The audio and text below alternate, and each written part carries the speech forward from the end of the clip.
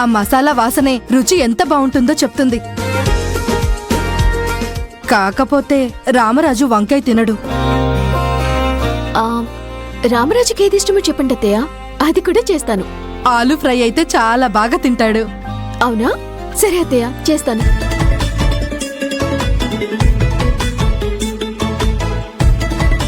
దొరబాబుకి మాత్రం నా చేతులతో చేసిన గుత్తొంకాయ కూరంటే ప్రాణం.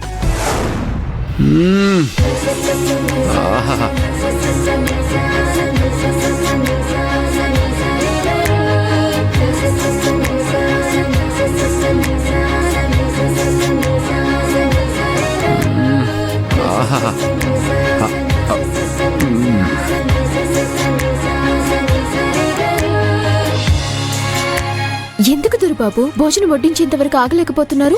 బా, నిగనిగలాడే వంకాయని చూస్తే ఈ స్మెల్కి అప్పటిదాకా ఆగలేకపోతున్నాను. ఏంటి దొరబాబు, నేను చేసిన కూర మీకు అంత నచ్చిందా? జ్యోతి, నీ చేత్తో వండిన గుత్తొంకాయ తింటే దేవతలు కూడా అమృతాన్ని వదిలేసి ఇదే తింటారు. అంత గొప్పగా చేస్తావు నువ్వు. అంత బాగుంది దొరబాబు. బాగుందా అంటావేంటి జ్యోతి? సూపర్, అమోఘం. అసలు ఈ విషయంలో నిన్ను సత్కరించాలి.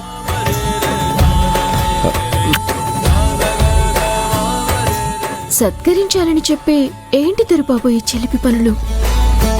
ఇలాగే సత్కరించాలి.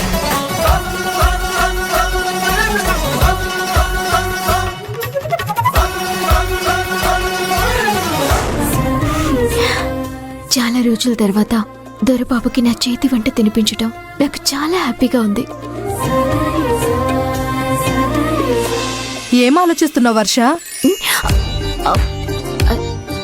ఏం లేదత్తయ్య, కాస్త అక్కడున్న ఆలు ఇస్తారా? కట్ చేస్తాను. నేను కట్ చేస్తానులే, నువ్వు మిగతా పని చూసుకో.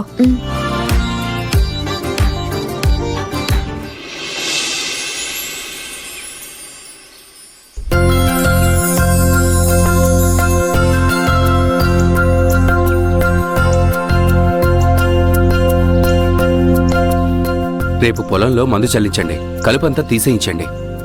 అదిగో ఆ తొమ్ము చెట్టు పక్కన మడిలో కాస్త నీరు తగ్గించండి. అలాగేనయ్యా.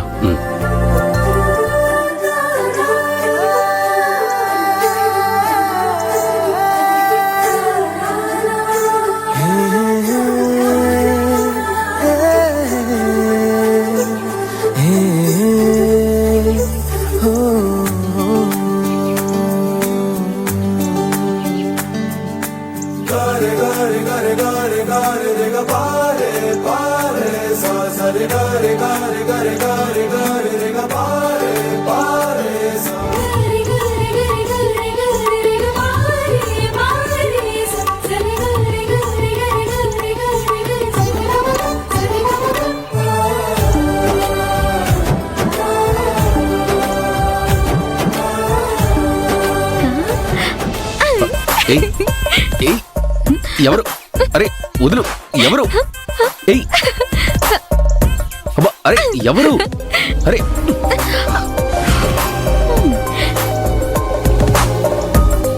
హాయ్ రామరాజు. నువ్వా? నువ్వా అని అంత తేలిక తీసి పారేస్తావేంటి రామరాజు? జరుగు. ఎందుకు రామరాజు అట్ట తోసేసావు? ఎన్నిసార్లు చెప్పాలి మీనాక్షి నీకు? ఎదిగిన ఆడపిల్లవే ఇలా వాటేసుకోవడం ఏంటి? కాస్త దూరంగా నిలబడి మాట్లాడలేవా? ఎలాగో మనిద్దరం పెళ్లి చేసుకోబోతున్నాము, ఇందులో తప్పేటుంది?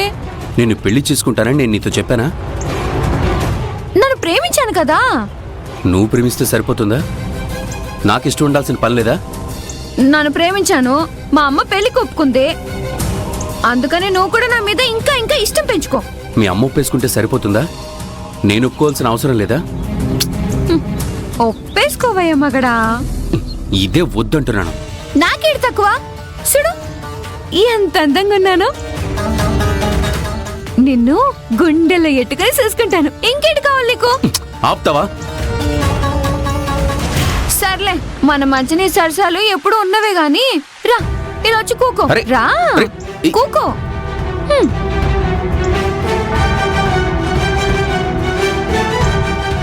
నీకోసం పాయసం చేసి పట్టుకొచ్చాను.